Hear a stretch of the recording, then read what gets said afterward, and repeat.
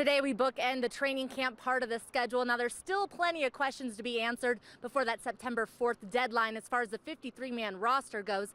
But as we say goodbye to two-a-days here at Dove Valley, some of the guys say they're actually going to miss it. So whether it's Trevor Siemian or Paxton Lynch, it really doesn't matter in terms of game plan. Both are preparing to be the guy on Sunday, and both have the team's confidence right behind them. Coach Kubiak did tell us today that the Broncos will get in one more full padded practice before they take an off day on Sunday. So that's coming up tomorrow. We'll continue our camp coverage through the weekend, and then next Thursday, Broncos fans, it's game time. Exciting times ahead. That's going to do it for us for now. Reporting from the Broncos headquarters at Dove Valley, I'm Taylor Kilgore, KKTV 11 Sports. Muhammad Ali proclaimed himself the greatest and then spent his life proving himself right.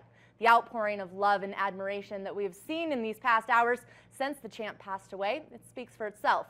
Not just from the sports community, but from the world as a whole. So will it be a three-peat for Palmer Ridge, or will third time be a charm for the home team, Lewis Palmer? We're going to find out tonight. Join us at 10 for the Friday Night End Zone. With our Game of the Week, I'm Taylor Kilgore, KKTV 11 Sports.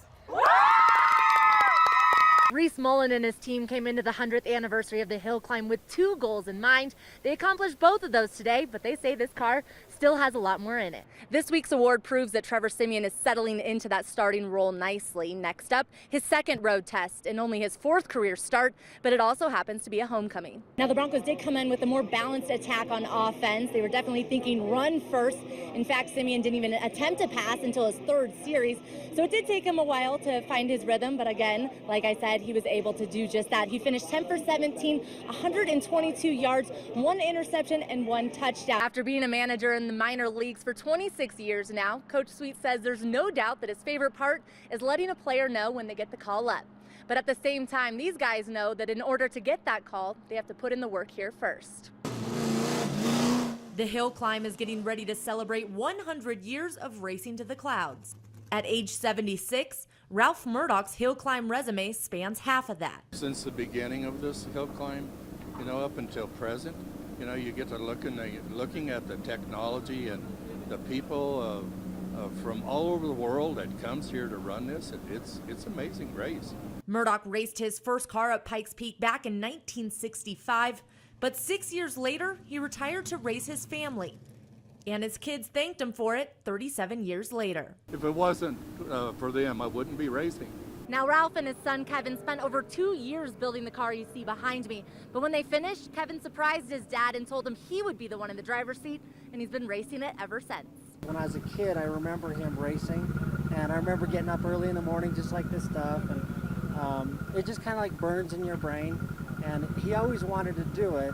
So we just kept gravitating towards that. Even in my racing, when I was a kid, I always had aspirations of racing up here, doing something cool. And anyway, here we are. I just told him good luck, and I wish him the best luck. And will you be waiting for him at the finish line? Yeah, I will. Every practice run, every foot between start and finish, the Murdochs are in it together. And Ralph says he isn't planning on a second retirement anytime soon.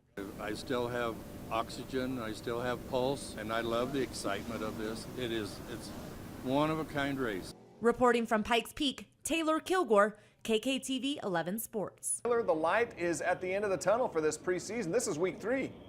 Yeah, Sam, can you believe it? Here we are in week 3. Hard to believe, but yeah, it's still preseason. But tonight's game against the Rams, it's important for a lot of reasons. Now, the main one being that the next time the Broncos are here on the home field, it'll be for the season opener against the Carolina Panthers. That game's less than 2 weeks away, and this team still has a ton to figure out before then. Now, the number one question, of course, that still needs an answer: who's going to be that starting quarterback? Trevor Siemian, he's starting for the 2nd straight week tonight. Now, after last week, it seems that he is the quarterback to beat, and based on practice this week, also expect to see a ton from the rookie Paxton Lynch. But as a group, they need to take care of the ball tonight, and they want to clean up those turnovers from last week. But even without officially naming a starter, Coach Kubiak says that this group is on the right path.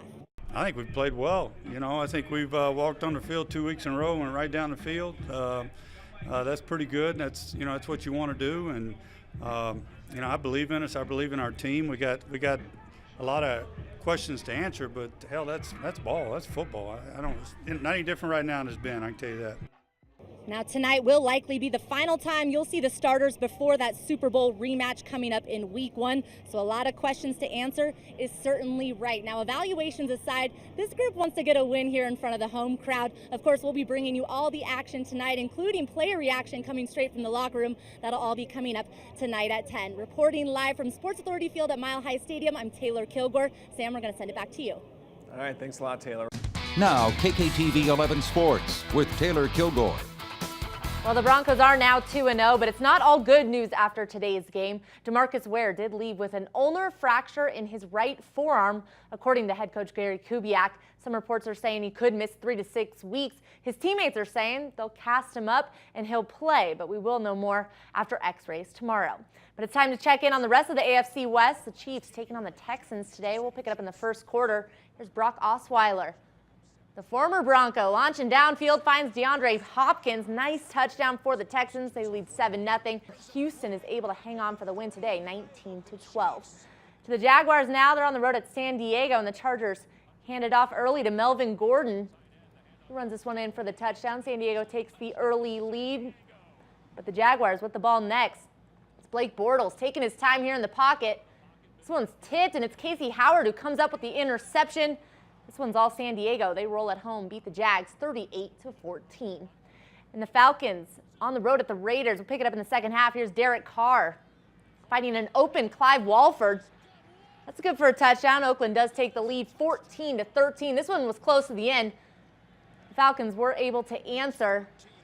It's Matt Ryan. He's going to find the tight end next. The big man, Jacob Tamme. Going to grab this one for 6 more, and the Falcons do get the win today, 35-28. CSU Pueblo can finally take that sigh of relief after an uncharacteristic 0-2 start to the season. Last night, the Thunderwolves took care of business and are back on the winning track. Now, Rex Dawson, he led the way in his first start at quarterback. The Pack was able to compile over 400 yards of total offense. The defense, however, they came up big themselves, limited South Dakota Mines to only 74 yards on the ground. Emery Taylor, he brought in 2 interceptions for the home team. One of those, he ran 85 yards back for a touchdown.